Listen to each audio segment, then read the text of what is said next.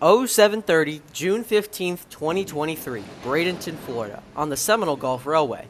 This is the railway's State Road 70 transloading track where Miami rock is unloaded onto trucks for local distribution. Seminole Gulf has a contract with Cemex, delivering 10 to 20 loads a week down here that have come out of Miami on daily train M452. Of note is the John Deere excavator on top of the cars, scooping massive loads of rock into trucks waiting trackside. I'm not sure how the excavator gets up there or down, but with a friend meeting up with us here, it was time to begin our morning. Today we're chasing the Seminole Gulf Railway's Sarasota branch from Bradenton to downtown Sarasota. This is all new territory for me, so I've got a guide this morning, noted Seminole Gulf rail fan Cooper Tenorino. He'd be showing me the best spots along the short line as we chase this morning's Sarasota turn. By the time we got to the tracks, the crew was already out and about, currently switching strategic materials, a large industry on the line being switched almost every day.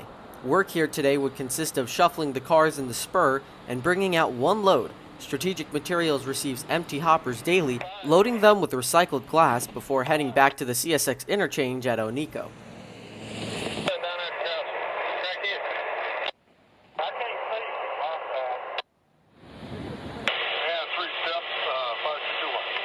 After putting 3 empty hoppers in the spur first, 4 more are added and all shoved into the spur.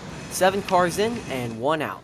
With the switch line back for the main and derail reset, all the crew would have to do now is take the load to the interchange track and head back to Sarasota.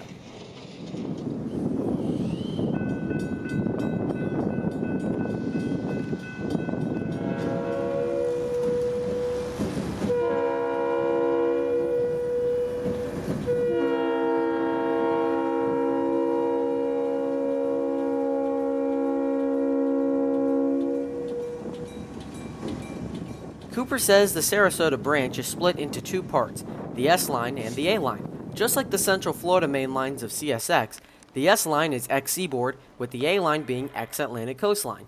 Back in the 20s and 30s, both SAL and ACL ran into Bradenton and Sarasota, with the ACL heading to Fort Ogden near Arcadia, and the seaboard destined for Venice. The SAL would also have a backdoor line to Arcadia, breaking out of the main in Bradenton near the Tropicana plant.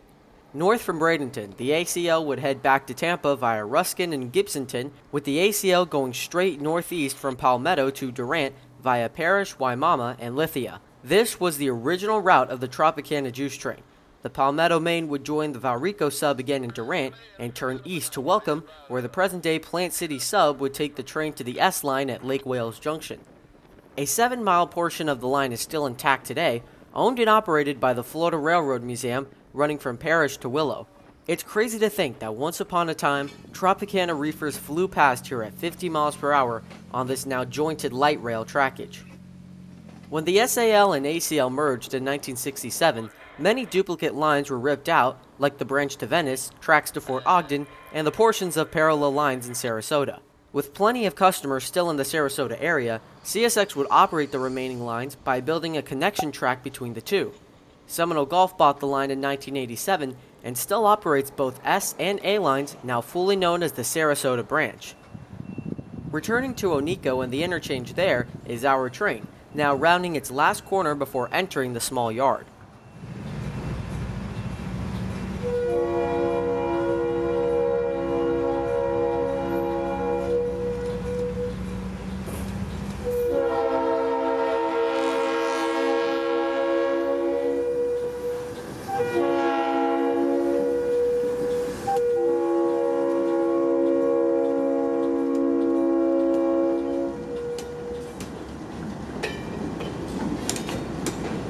By the time we got around to the yard, the crew had already dropped the load on the main and was now running around the train through the siding. We thought the crew was going to pick up the train of tanks and hoppers, but alas, the crew was headed back to Sarasota, engines light.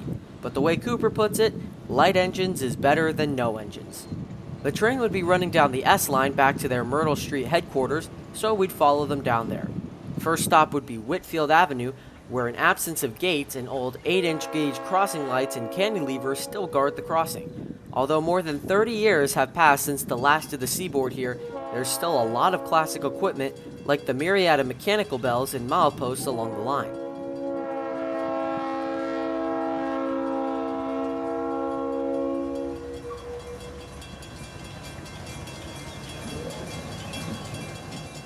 Today's power is one of 7 Seminole Golf B39-8Es, the E standing for efficiency, added for the upgrades that GE added shortly after the first run's release.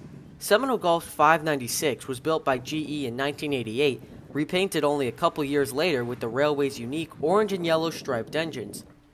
And just like the tracks and mileposts that abide by this line, the Seaboard still shows through. This shot is really something you don't see every day, a 36-year-old locomotive passing a 50-plus-year-old sign.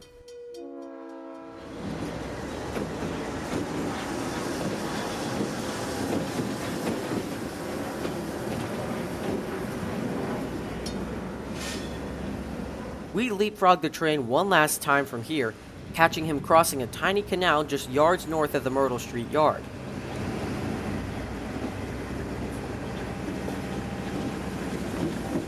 Today's crew would end up having quite the easy day, finishing up their duties by backing into the siding and pulling out a boxcar that apparently had been staged here for the past few weeks during extensive transloading operations.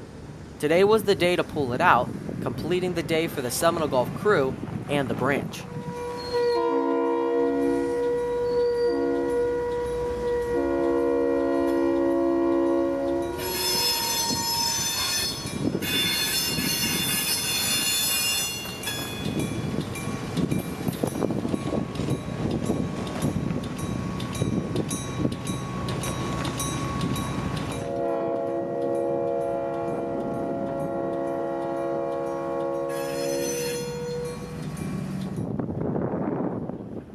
With the chase over, Cooper would show me around downtown, exposing dwindling but very visible artifacts of the old competition between the Seaboard and the coastline. Most notable was located on an old spur used for storage on the A line, just south of what the railway calls the Y.